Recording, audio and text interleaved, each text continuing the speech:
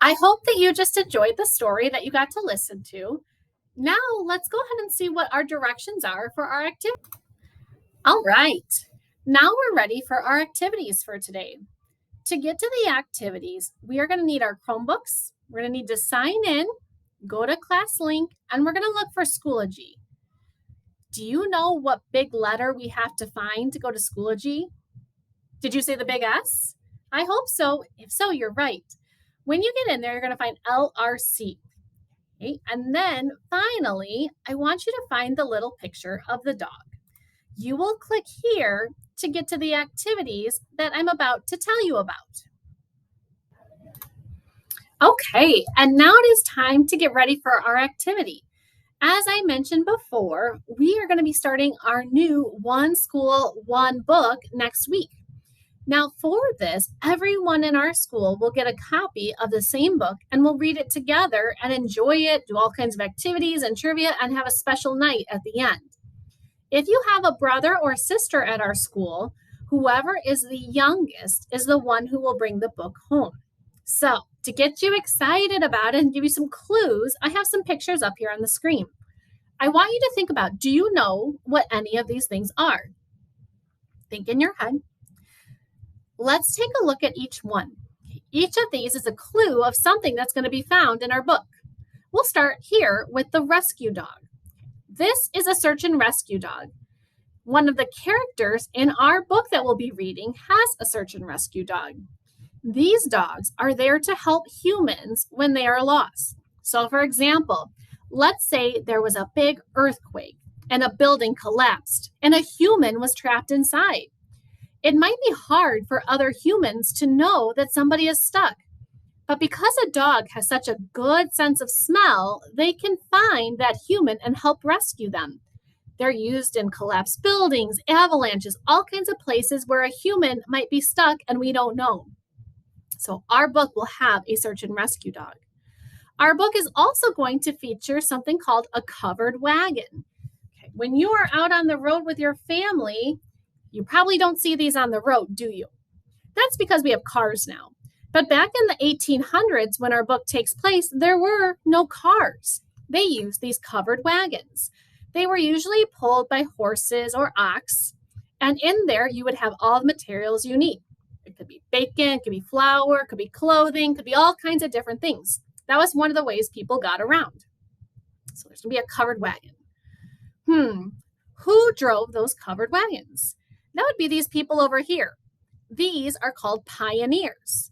When people first came to America, we stayed in one little part of America, which is crazy because it's a big country. So people realized they wanted to go live in other places and move out west. And so what they did was they were pioneers and they were brave and they went on a special trail using their covered wagons to go live in new places and build new towns. That trail is called the Oregon Trail.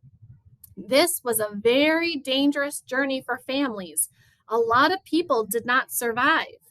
There were no rest areas or gas stations or anything along the way, and so they had to have all their own food and shelter, and it was sometimes dangerous terrain and weather. So the Oregon Trail is what they used to try to get out there. While they were on the Oregon Trail, sometimes they would come across Native Americans who sometimes live in these little huts called teepees. Sometimes Native Americans would help, but sometimes they would feel threatened and could attack. All of these are clues for our new book. Now, today what you're going to do is you are going to pick an activity that you would like.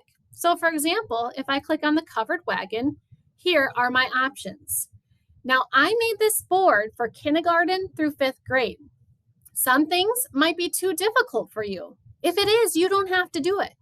So, for example, there you can watch a video about covered wagons. You could learn how to draw a wagon.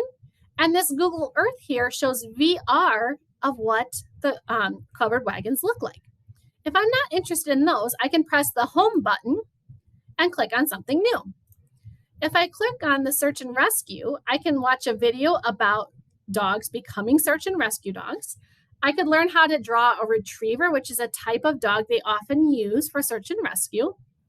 This here is a link about can dogs have jobs? And then here's 2 books that you could read or listen to. Continuing on, if I click on Oregon Trail, there is a Nearpod here that shows me around. So does the Google Earth too. I can look at what different places look like. Here is a map. If I click on it, I can see where the Oregon Trail is. And finally, this video shows drone footage of what some places look like along the Oregon Trail.